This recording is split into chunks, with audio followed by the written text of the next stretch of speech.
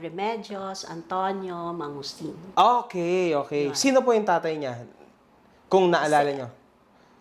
Kalimutang pangalan Okay, ni tatay okay, okay. Basta si tatay, guwapo. Okay. Pero nakilala niyo to, both, Yeah, obviously. opo, nakilala ko sila simula sa tatay, sa nanay, hanggang sa pinakabunsong anak na lalaki. Okay, nakapatid. Nung nandun ako sa kanila, maayos naman yung treatment sa akin ng magulang. Kasi it's the first time na sinama ako doon ni Norman. Okay. Actually, nung pagsama ka doon, ay talagang pinilit ko talaga siya. Kasi gusto kong malaman kung sino talaga si Norman Mangusin.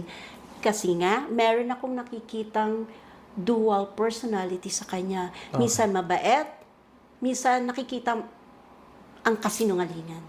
Okay, so kumbaga, hindi... Na-challenge ako. Okay, so kumbaga, nasabi nyo, dalawang dual personality siya. Isang mabait at isang sinungaling. Pero hindi naman demonyo. Hindi naman masamang